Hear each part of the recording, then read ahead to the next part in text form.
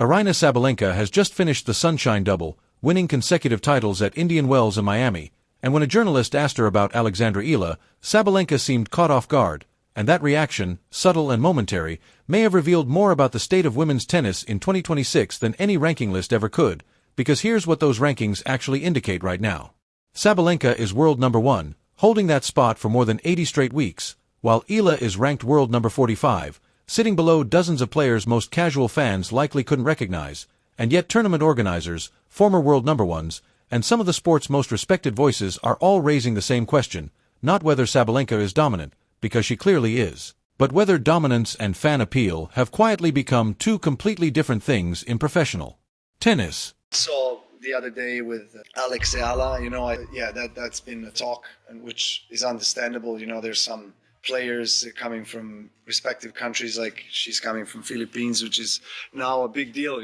She's been the biggest ever, tennis player from that country, which is a big country, and there's big interest. So things like that happen. I mean, you could argue that it was,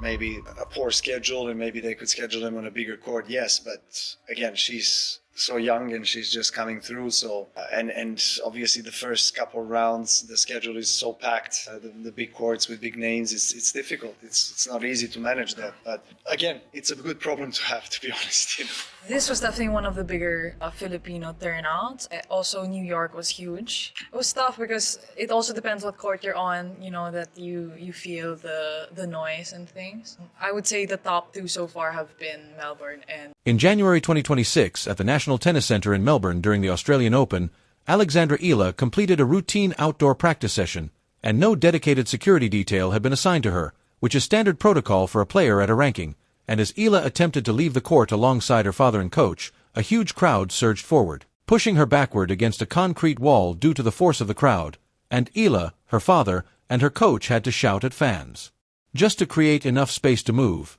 And that's not how you would describe a player ranked 45 in the world, that's how you describe an icon. That same month, Aryna Sabalenka was building toward the dominant season that would eventually produce the Sunshine Double, a feat no one had achieved since Iga Swiatek in 2022, and Sabalenka's game, built on aggressive baseline power and one of the most punishing ball-striking arsenals on the WTA Tour, had never looked sharper, and while Sabalenka was winning matches, Eala was drawing crowds. And in 2026, those are no longer the same thing. Sometime in early 2026, a phrase began circulating in media circles, not from a headline or a formal report, but from the language of tournament organizers and analysts trying to describe something they hadn't been trained to measure. Fans only pay when Alex plays. 5 words, yet within those 5 words lies one of the most significant economic shifts the WTA Tour has seen in years. Because that phrase isn't describing a champion, it's describing a draw, and in professional sports, those two roles have always been assumed to belong to the same person.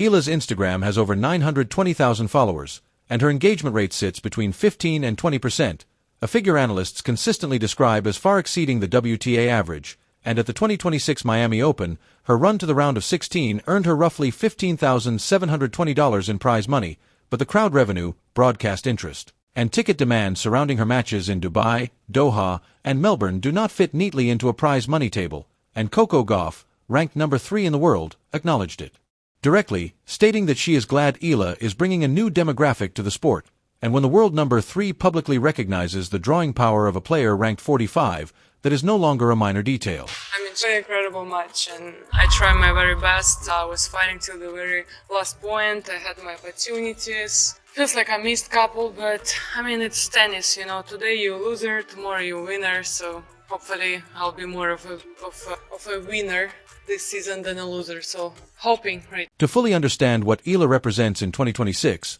you have to go back to March 2025 at the Miami Open, where she entered as a wild card ranked 140th in the world, and players ranked 140th don't reach semifinals, and they don't defeat multiple former Grand Slam champions, but Eala did both, including a victory over Iga Swiatek, a multi-time major champion who had also held the world number 1 ranking, and that Miami run transformed Eala from a promising junior prospect into a cultural phenomenon. Across the global Filipino diaspora, one of the most widely dispersed sports fan bases in the world, sports analysts in the Philippines turned to the strongest comparison they could find, placing her drawing power alongside Manny Pacquiao, the multi-division boxing champion widely considered one of the greatest and most recognizable sports icons in Asian history, and that comparison is not made lightly, nor is it typically associated with a player ranked 45, but the full picture extends even further, as Eala has appeared on the cover of Vogue, was named the Philippine Sports Writers Association Athlete of the Year, becoming the first Asian tennis player to receive that honor,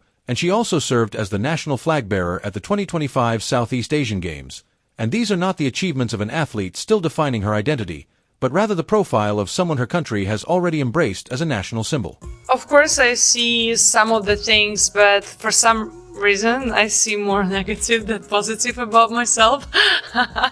So I try not to really look deep, and whenever I see my picture or something about myself, I go to the next one, because I don't know, like sometimes people just being rude and mean, like to all of us, and I feel like it just doesn't really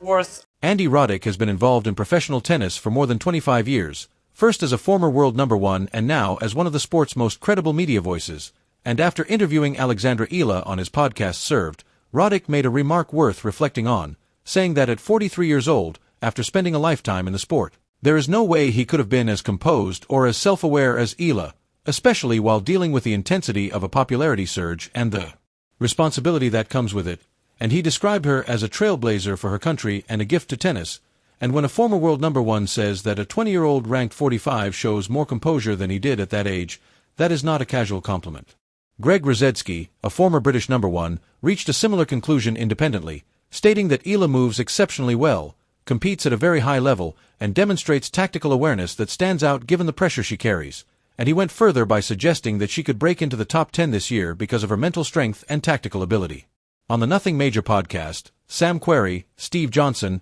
and John Isner debated whether Eala has genuinely become the biggest draw in women's tennis, and across 3 separate platforms and analytical perspectives, one name kept recurring, and that is when the narrative began to shift. The same 2026 season that included the Melbourne crowd incident, the Manny Pacquiao comparisons, and the high-profile interviews also produced 3 specific scorelines that deserve equal attention, as at Indian Wells, Eala lost to Linda Noskova 6-2, 6-0, in Dubai she lost to Coco Gauff 6-0, 6-2, and at the Miami Open she lost to Karolina Muchova 6-2, 6-0, and across 3 matches against top-level opponents, the results were not competitive by any standard. Commentators have drawn direct comparisons to Emma Raducanu, a former U.S. Open champion whose own series of heavy losses was said to have caused lasting effects on her development. But here is the interpretation that the data actually supports, one that much of the coverage tends to overlook.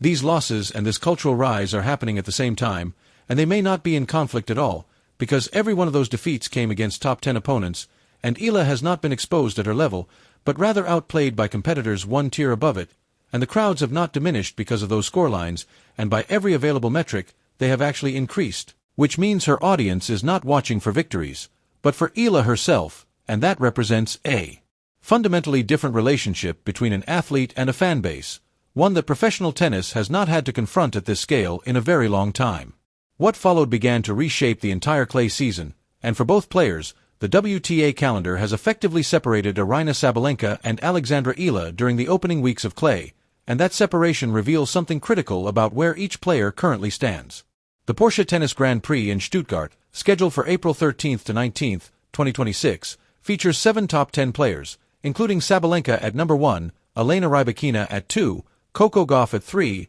Iga Swiatek at 4, Alina Svitolina at 7, Jasmine Paolini at 8, and Mira Andreeva at 10. And that concentration of elite talent has pushed Eala into the qualifying rounds at Stuttgart, despite the fact that she has direct entry into the preceding event. That event is the Upper Austria Ladies Linz Open, running from April 6 to 12, 2026, where there are no top 10 players in the draw, and the highest-ranked entrant is Ekaterina Alexandrova at world number 13, while Eala enters directly into the main draw. There is an additional layer to this, as the Linz Open is being played on clay for the first time in its 38-year history, having been founded in 1987 on indoor hard courts, and past champions include Lindsay Davenport, Justine Henin, Amelie Mauresmo, Maria Sharapova, and Ana Ivanovic, yet the 2026 edition, marking its 35th anniversary, is the first time it will be contested on clay. This is the window that Eala's camp has been targeting, as she currently has only 70 ranking points to defend between now and the end of Roland Garros, and a deep run in Linz,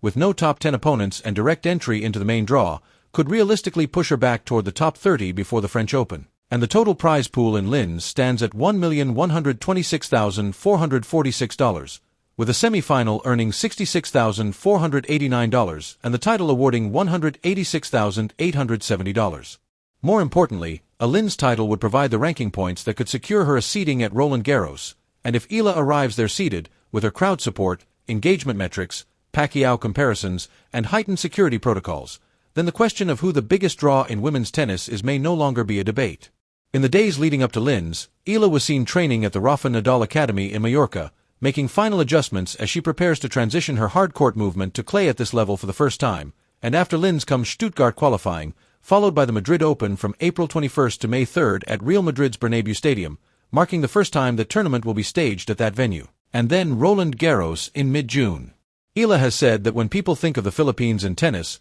they think of her, and she has also expressed gratitude, explaining that it comes from having witnessed poverty in her surroundings, and those statements reflect both a sense of national responsibility and personal humility from a 20-year-old stepping onto clay courts that have never hosted this event before, in a draw without top 10 players, with only 70 points to defend and a potential Roland Garros seeding within reach. No one is questioning whether Aryna Sabalenka is the better tennis player right now, because by every competitive measure she is, but the real question is whether the 2026 clay season becomes the moment Alexandra Eala stops being the biggest draw in women's tennis and starts becoming one of its champions, and at this point, no one in the sport has that answer.